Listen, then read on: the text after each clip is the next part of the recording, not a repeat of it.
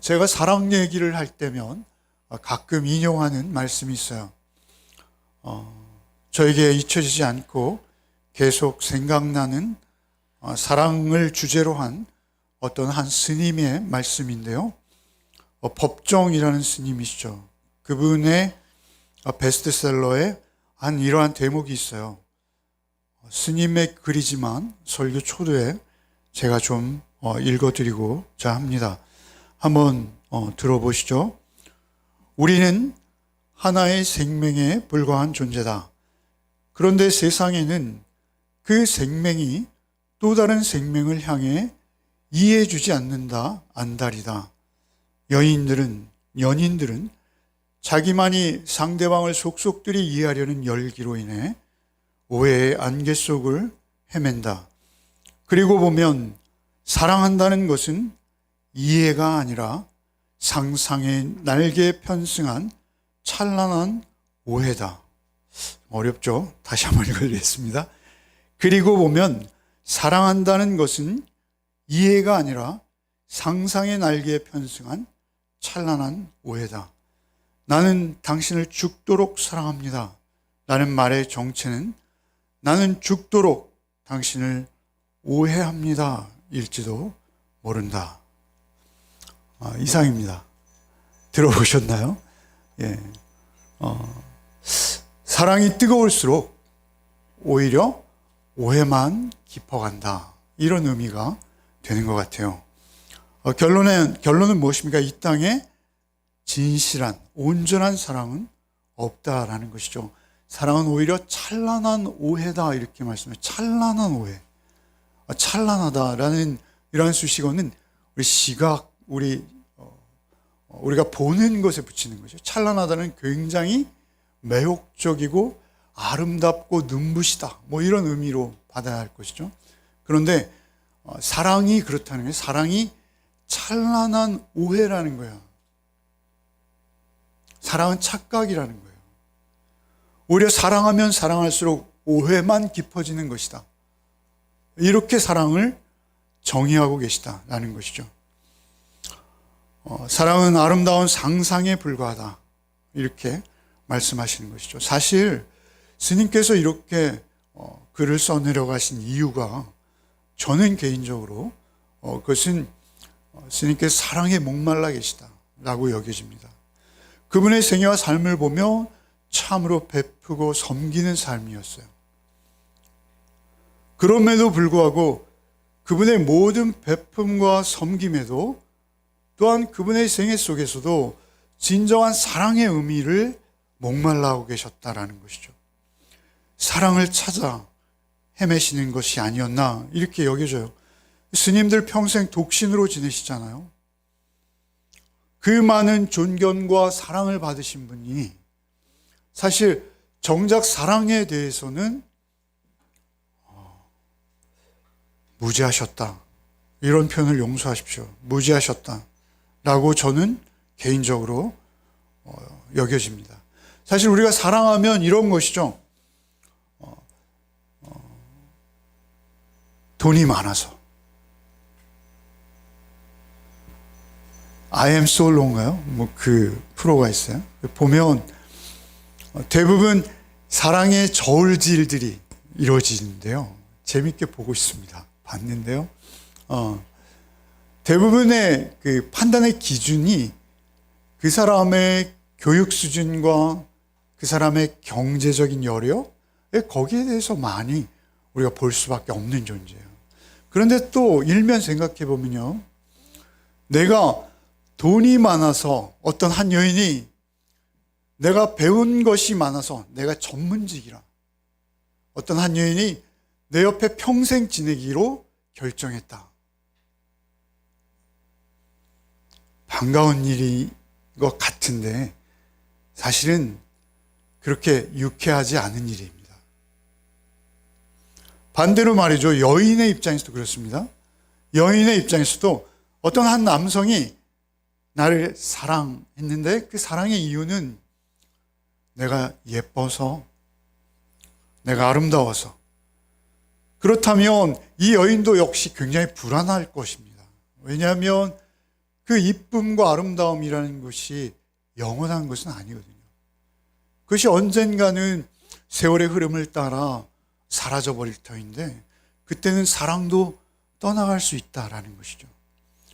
사랑이라는 것이 우리가 사랑이라고 부르는 것이 정말 스님의 말씀대로 찬란한 오해일 수 있다는 것이죠. 사랑이라는 것이 어떠해야 하는 것을 우리는 알고 있음에도 불구하고 내가 연예인이라, 내가 인기 연예인이기 때문에 누군가 나를 사랑한다. 내가 대통령이라 누군가가 나를 사랑한다. 내가 힘과 권력이 있는 최고의 자리에 있기에 그가 나를 사랑한다. 그런 유의 사랑은 이 땅에 얼마든지 있는 것이요 굉장히 많은 것이죠.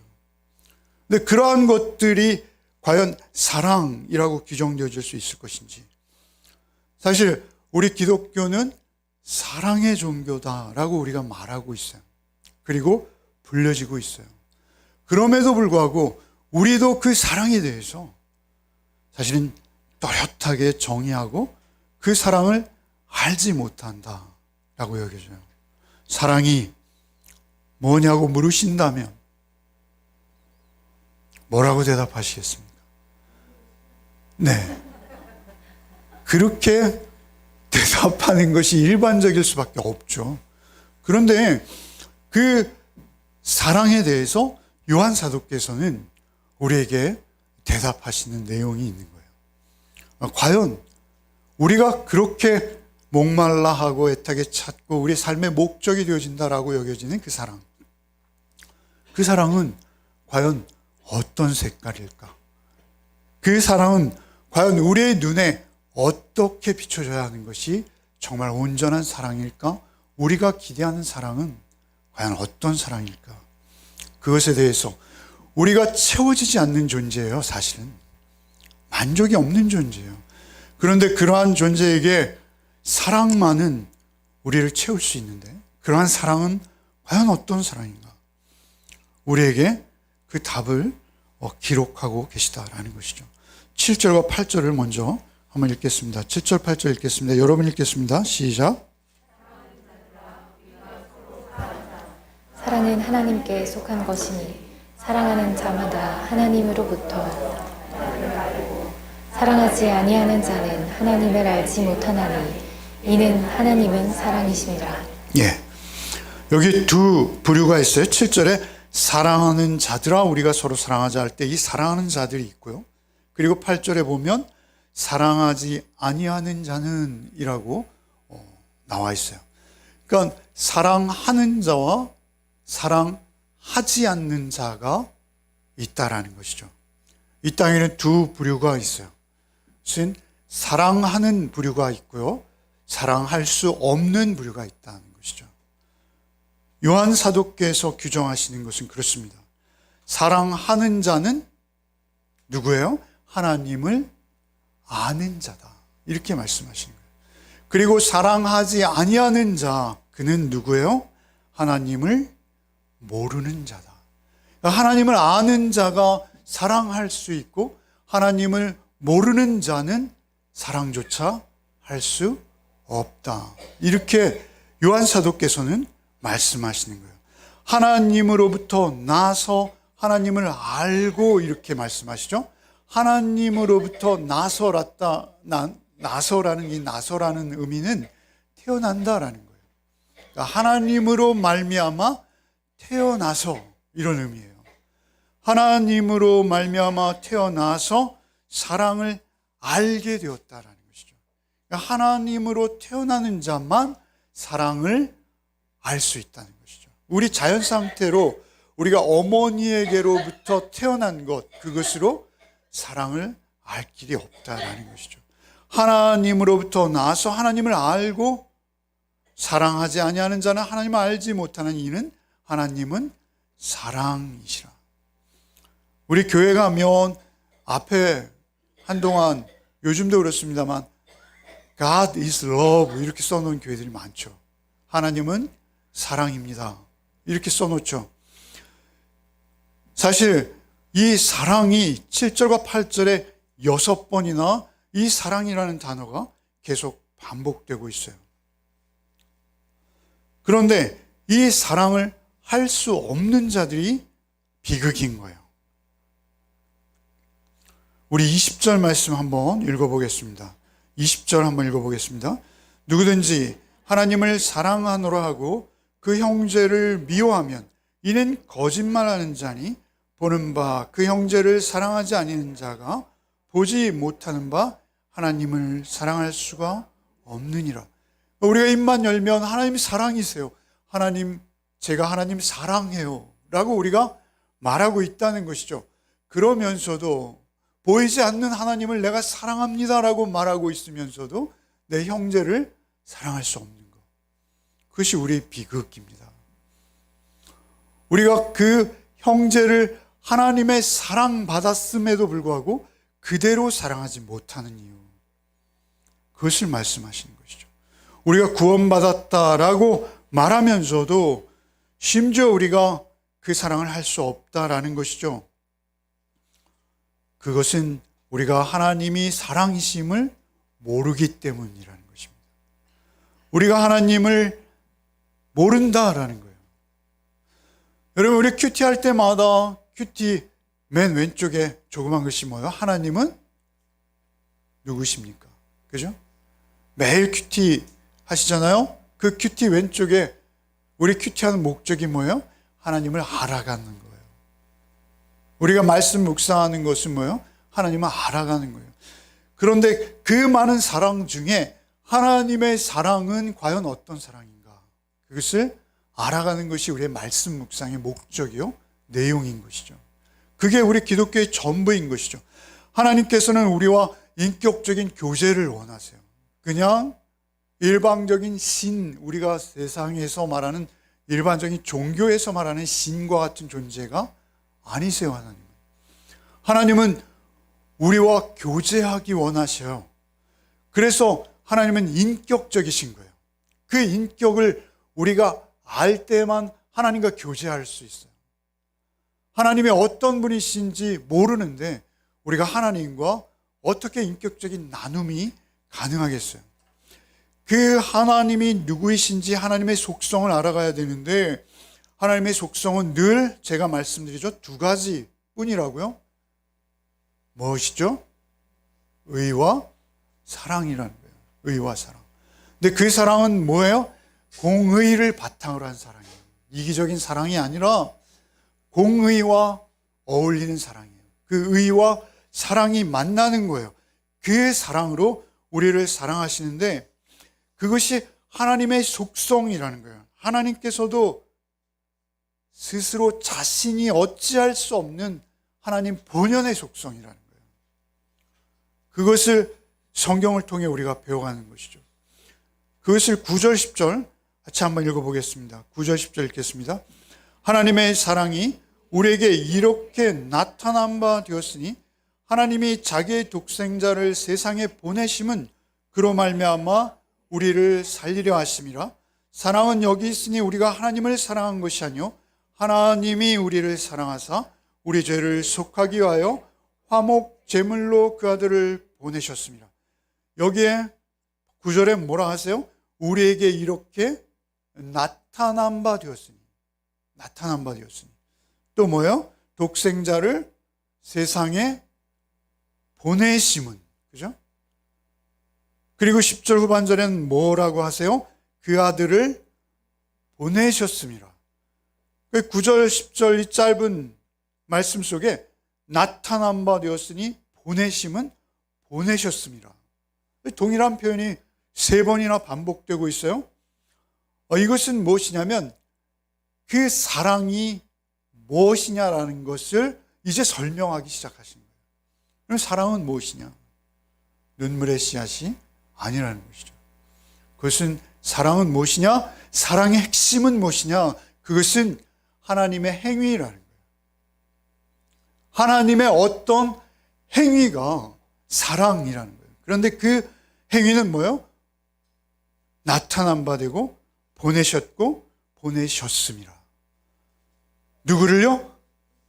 예수께서 예수를, 그리스도를 보내신 거예요. 그리고 그분이 나타나신 거예요. 우리가 성탄을 축하하지 않습니까? 예수께서 하나님이 보내신 분이시죠. 그리고 그분은 우리에게 나타나셨어요. 이것은 역사 속에 있는 한 사건이라는 거예요.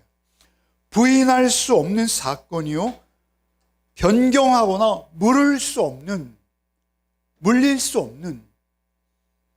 고유한 단 일회적인, 우리가 나는 몰라요, 나는 못 봤어요 라고 할 수 없는 실제 않은 역사 속의 한 사건. 그래서 그 사건을 중심으로 기원 전과 기원 후가 나뉘는 거예요. AD와 BC가 나누는 거예요. 그리고 그 사건을 역사의 중심에 두신 거예요. 그것은 하나님께서 그렇게 하신 거예요. 그래서 그 사건이 사랑이다 이렇게 말씀하신 거예요. 그 사건을 일으키신 이유가 사랑. 우리에게 이렇게 나타난 바 되었으니 하나님이 자기의 독생자를 세상에 보시 그로 말미암아 우리를 살리려 하심이라. 사랑은 여기 있으니, 우리가 하나님을 사랑한 것이 아니요 우리를 사랑하사 우리 죄를 속하게 하여 그 아들을 화목제물로 보내셨습니다. 나타나시고 보내신 것은 사랑이라는 거예요. 그러니까 성탄절은 뭐라는 거예요? 사랑이라는 거예요. 사랑. 성탄의 진정한 의미는 예수의 사랑을 모르곤 이해할 수 없는 거예요. 요즘은 예수의 자리를 누가 대체했어요? 산타. 저도 그 대역을 24일 날 했습니다. 그런데 어찌되었던 우리가 그 사랑의 흉내를 내는 사랑의 사신은 누구예요? 산타. 그럼에도 불구하고 우리가 우리의 자녀들에게, 그리고 우리가 늘 잊지 말아야 되는 건 무엇이죠? 전도사님 기도하실 때 성탄이 우리 가운데 임하셨으면 이라고 기도하셨어요. 성탄은 우리에게 매일매일이어야 해요. 사실은 예수는 우리에게 단회적으로 오시는 것이 아니라 그 이후에 사랑한 것이 아니라 하나님이 우리를 사랑하고 우리를 속하기 위하여 화목제물로 그 아들을 보내셨음이라는 우리 국어의 번역은 과거의 한 사건으로 되어 있습니다만, 이것은 완료 시제예요. 완료 시제는 무엇이냐면요, 계속 보내시는 거예요. 보혜사로, 성령으로 예수께서는 우리를 계속 찾아오시는 거예요. 왜요? 화목제물로 오시는 거예요. 화목제물로. 뭐라 하세요? 우리를 사랑하사, 하나님이 우리를 사랑하사 우리 죄를 속하기 위하여 화목제물로 그 아들을 보내셨어요. 그러니까 예수께서 성탄하신 이유는 뭐예요? 제물 되기 위해서 짐승의 구유로 오신 거예요. 그리고 십자가에서 죽으신 것은 한 마리의 어린 양으로 우리의 죄를 대속하는 그 레위기에 무수하게 등장하는 어린 양의, 흠없는 어린 양의 제물로 예수는 오신 거예요. 그러니까 우리가 메리 크리스마스라고 말할 때 우리만큼은, 우리 그리스도인, 우리 기독교인만큼은 즐거운 성탄입니다. 예수께서 화목제물로 오셨습니다 라는 의미가 우리 마음속 깊은 곳으로부터 묵상되어지고 흘러나오는 거예요. 그래서 그 사랑으로 우리가 누군가를 사랑하는 것, 그것이 사랑이라는 거예요. 우리에게 없는 사랑이죠. 그 사랑, 그 아들을 보내신 그 사건이 원인이 되어서, 오직 그로 인해서, 그 사건으로 인해서 우리가 누군가를 나에게 주신 그 사랑으로 바라볼 때, 그것을 사랑이라고 하는 거예요. 그러니까 우리가 지금까지 누군가를 사랑했다라는 고백을 했다, 또는 내가 그를 사랑하고 있어요 라고 말했다. 그러나 우리가 곰곰이 생각해 봐야 해요. 혹시 내 자녀인데도 이뻐서, 공부를 잘해서, 그가 어떠한 재능으로 우리의 가문을 빛내서, 그건 사랑이 아니라는 것이죠. 자녀임에도 불구하고 우리가 아내임에도 불구하고 남편임에도 불구하고 우리가 나는 당신을 사랑해요, 사랑했어요 라고 말할 때 그 사랑의 원인은 우리 모두가 오직 하나일 수밖에 없다는 거예요. 화목제물 되셔서 십자가로 제단에 드려지신 예수 그리스도께서 나에게 베푸신 사랑, 그 사랑을 우리도 누군가에게 흘려보내는 것, 그것만이 사랑이라고 하는 거예요. 로마서 5장 8절 한번 우리 같이 한번 읽어보겠습니다. 우리가 아직 죄인 되었을 때 그리스도께서 우리를 위하여 죽으심으로 하나님께서 우리에 대한 자기의 사랑을 확증하셨느니라. 우리가 그 사랑 받을 만한 자격이 전혀 없어요. 우리가 죄인 되었을 때 하나님께서 우리에 대한 자기의 사랑을 확증하셨네요. 우리가 죄인 되었을 때 예수께서 십자가에 죽으심으로 그 독생자라는 것은요, 의미가요, 떼내올 수 없는 사랑이라는 의미예요.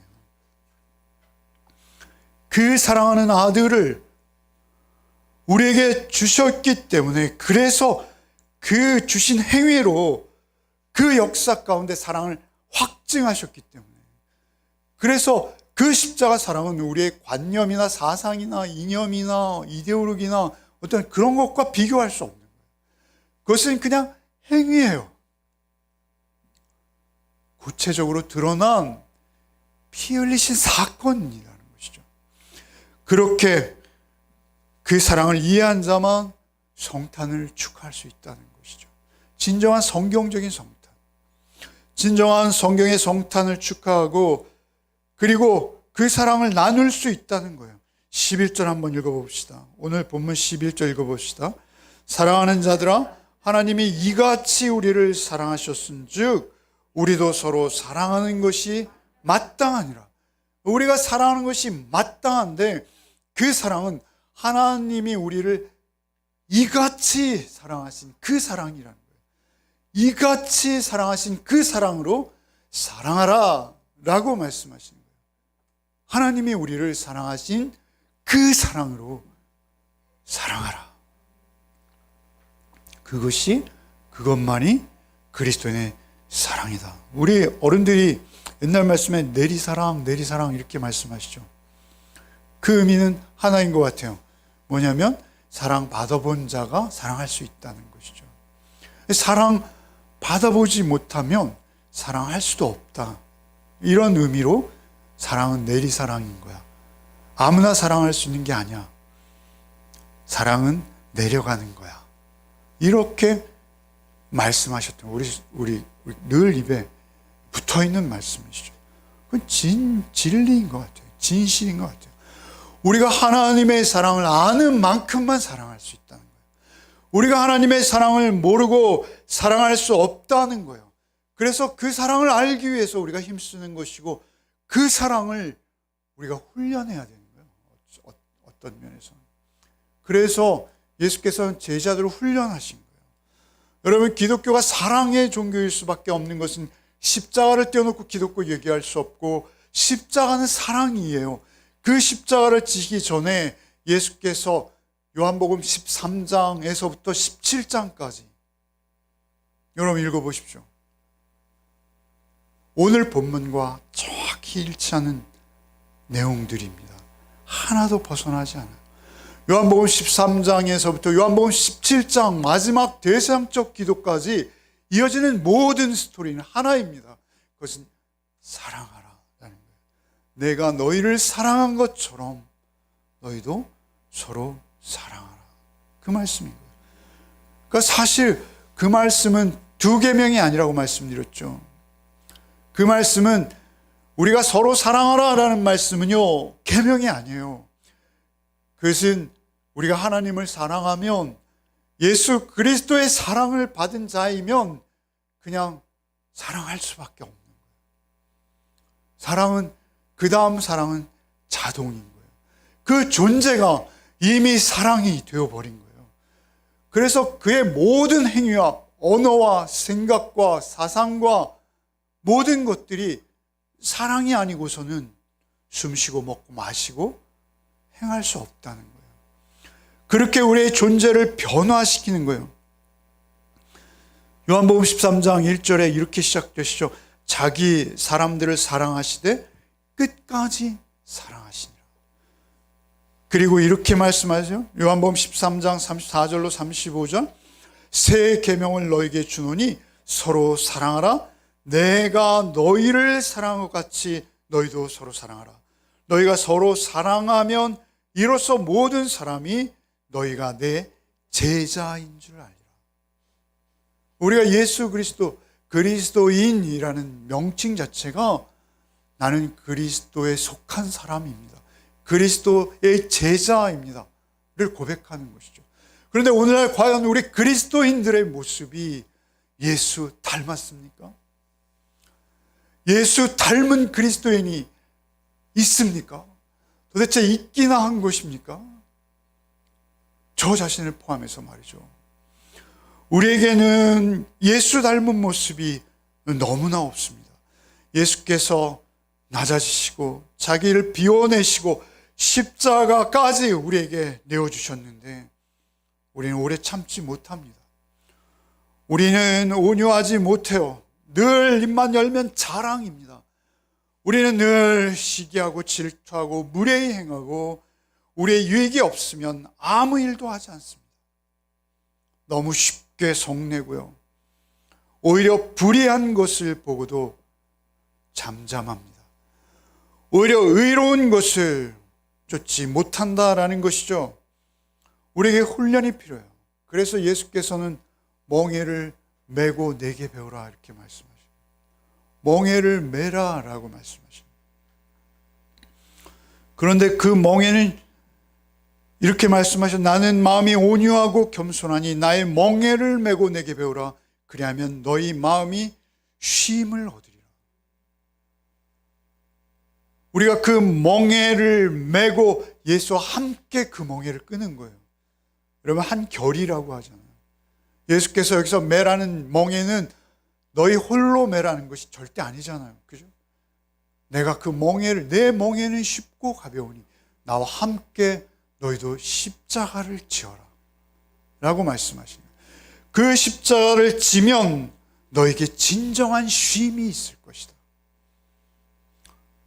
우리가 그 십자가를 지기 싫어서 우리가 죄짐을 지고 끙끙대고 있는 그러한 우리를 향해서 주께서 우리를 초청하시는 것이죠. 너희가 나와 함께 멍에를 지면 쉼이 있을 것이요 기쁨이 있을 것이요 참된 가치를 찾게 될 것이다. 12절 한번 읽어봅시다. 12절, 어느 때나 하나님을 본 사람이 없으되 만일 우리가 서로 사랑하면 하나님이 우리 안에 거하시고 그의 사랑이 우리 안에 온전히 이루어지느니라.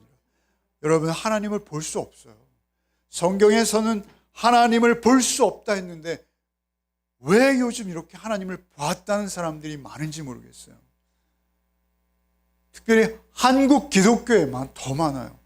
아니, 하나님을 보았다고 하는 정도가 아니라 자기가 메시아라는 사람조차 있어요. 자기만 메시아의 대언자인 것처럼 이야기하는 사람도 있고요. 얼마나 많은 이단들이 속출하는지 몰라요. 여러분, 정통 교단에 속했다 하면서도 그러한 말들을 서슴없이 하고 있어요. 여러분, 하나님의 임재, 거기서는 어디서 하나님의 임재를 누린다고요? 하나님의 사랑을 담고 있는 자가 있을 때 그를 보면 그 안에 하나님이 계시다는 거예요. 여러분, 구약 성경에 하나님은 절대 인간이 볼 수 없죠. 모세가 어떻게 보았습니까? 하나님의 등을 보았다라고 하잖아요. 모세가 아마 가장 하나님을 가까이서 접한 사람이죠. 인간 중에는. 역시 우리가 신약 시대에도 하나님을 본 사람은 없어요. 신약 성경에도. 예수 그리스도를 본 사람이 있죠. 만진 분이 있죠. 그것은 하나님을 보았다라고 할 수 있어요. 그러나 그것도 성령 하나님, 보혜사를 통하지 아니하고 예수를 바르게 볼 수 없어요. 그렇다면 우리에게 있어서는 뭐예요? 우리에게 있어서 하나님을 배울 수 있고 하나님을 보이지 않는 하나님을 세상 사람들에게 보일 수 있는 방법은 무엇이냐는 거예요. 그것은 우리가 하나님의 사랑을 담은 자, 하나님의 사랑의 담지자, 그 사랑을 내 안에 품은 자, 그러한 자가 있다면 그를 통해서 세상은 하나님을 볼 것이다. 여러분 12절 다시 한번 읽어봅시다. 마지막 절이에요. 한번 다시 읽어봅시다. 어느 때나 하나님을 본 사람이 없을 때 만일 우리가 서로 사랑하면 하나님이 우리 안에 거하시고 그의 사랑이 우리 안에 온전히 이루어진다. 하나님을 본 사람이 없을 때 하나님의 사랑이 우리 안에 거하시면 하나님의 사랑이 우리에게 온전히 이루어진다. 온전하다라는 것은 완벽하다는 거예요. 이것은 완성되어졌다. 성취되어졌다. 마침이다. 끝이다. 라는 거예요. 우리가 그 사랑이 우리 안에 있으면 하나님이 우리에게 보인다라는 거예요. 여러분 사도행전 2장 43절로 47절 이러한 모습이요. 역사 가운데 한 번 있었어요. 한 번. 우리 인류 역사 가운데 저는 이러한 사건이 부분적으로 많이 있었지만 교회 공동체를 통해서 일어난 사건은 이 사건이 그대로 이루어진 것은 한 번이다. 저는 이렇게 봐요. 여러분 한번 43절부터 한번 읽어봅시다. 시작. 사람마다 두려워하는데 사도들로 말미암아 기사와 표적이 많이 나타나니 믿는 사람이 다 함께 있어 모든 물건을 서로 통용하고 또 재산과 소유를 팔아 각 사람의 필요를 따라 나눠주며 날마다 음식을 같이 하여 성전에 모이기를 힘쓰고 집에서 떡을 떼며 기쁨과 순전한 마음으로 음식을 먹고 하나님을 찬미하며 또 온 백성에게 칭송을 받으니 주께서 구원받는 사람을 날마다 더하게 하시니라. 세상 사람들이 어떤 한 공동체를 보고 저기 하나님이 계셔 라고 인정하고 그 공동체 안으로 물밀듯이 쏟아져 들어왔어요. 그게 언제예요? 초대교회 때 그랬어요. 그런데 그 사건의 원인은 뭐였다는 거예요? 그들에게 하나님의 영광이 드러났다. 영광이 어떻게 드러났다는 거예요? 서로의 재산을 사도들의 발 앞에 갖다 두고 필요에 따라 나눠 쓴 거예요. 그러한 사건은 인류의 역사상 전에도 없었고 후에도 없었어요. 부분적으로 있었다 말씀드렸죠. 가령 성 프란치스코 아시죠? 막대한 부자였는데 자기의 전 재산을 내어놓았던 성 프란시스코를 통해서 프란시스코 수녀 제자회가 생긴 거예요. 여러분 그러한 역사들은 많이 있어요. 그런 공동체들, 떼제라는 공동체가 있거든요. 헌신을 통해서 세워지는 거예요. 그런데 그러한 모든 공동체들 가운데 그러한 역사들이 부분적으로 있었으나 성경에 기록된 역사는 여기에 있다라는 것이죠. 그러한 역사는 어떻게 일어날 수 있어요? 예수의 사랑이 그에게 온전히 부음받아질 때만 가능하다라는 것이죠. 이러한 사랑이 있을 때 그때만 그것이 기독교다라고 말씀하시는 거예요. 말씀은. 우리가 이러한 큰 사랑을 실천하지 못하지만 우리의 사랑을 제일 먼저 눈치챌 수 있는 사람이 누구인가요? 가족인 거예요. 여러분 우리 작은 사랑, 여러분 성경에서 오병이어의 기적이 어떻게 일어났습니까? 한 아이가 도시락을 가지고 섬긴 거예요. 그 도시락, 보리떡 5개와 멸치 2개. 그런데 그걸 내놓자 놀라운 일이 벌어진 것이죠. 작은 거예요. 작은 것. 오늘날 우리 교회 공동체는 세상에 어떻게 인식되었냐면요. 제가 좀 썰렁합니다만 지하철에서 젊은이가 소리를 높이면서 둘이 막 싸우고 있었대요. 그러자 옆에 있던 나이 지긋하신 분이 일어나서 자네들 여기가 어딘지 알고 싸우는가? 여기가 교회인지 아나? 이랬다는 거예요. 아무도 안 웃으시는군요. 제가 하면 역시 웃기지 않아요. 저는 하여튼 어쨌든 우리의 모습이 초대교회의 모습과 너무 달라져 있다는 거예요. 너무 달라져 있어요. 여러분, 우리에게 신앙을 전해준 분들은 그렇지 않았어요. 여러분, 언젠가 독일의 간호사 두 분이 평생 꽃다운 나이 20대 초반에 우리나라, 한 분은 10대 후반에 우리나라에 들어오셔서, 그래서 나이 60, 70을 넘기고 이제는 한국에 더 이상 머무르면 폐가 될 것 같다라고 여기고 독일로 돌아가셨어요. 아무 소리 소문도 없이. 그 기사를 한번 보신 분도 있으실 거예요. 그렇게 돌아가셔서 자기 여동생네 집 다락방에 자기 몸을 의탁하고, 또 한 분은 뭐 어디에 이렇게 의탁하고, 그렇게 계신 분들을 찾아뵌 적이 있어요. 우리나라 대통령이 그 나라를 순방해서 그분들을 찾아간 적이 있어요. 그런데 그분들이 일하셨던 것이 소록도였다는 것이죠. 소록도에서 그 한센시봉 그분들의 그 고름을 짜주고 말이죠. 그 피고름이 나오면 거기에 약을 발라주고 붕대로 감아주고 그러는데 거기에 방문한 사람들이 있었어요. 소록도 방문 많이 했잖아요. 특별히 우리 교회들. 난 죽어도 저 짓은 못하겠어. 그 피고름을 막 짜내는 그 벽 안에 외국인 수녀를 보고, 아마 젊었을 때였겠죠. 그런 말을 했다는 기록이 있어요. 난 죽어도 저 짓은 못해. 10,000,000금을 줘도 저 짓은 못하겠어. 라는 말이 그저 나왔다는 것이죠. 근데 그 말을 들은 거예요, 그분이. 그분이 아주 유창한 한국말로 이렇게 했다는 것이죠. 나 역시 그렇습니다. 나 역시 당신과 동일합니다. 내가 주님의 사랑을 몰랐다면 나 역시 당신과 다르지 않습니다. 이렇게 말했다는 것이죠. 여러분, 우리 역시 그렇습니다.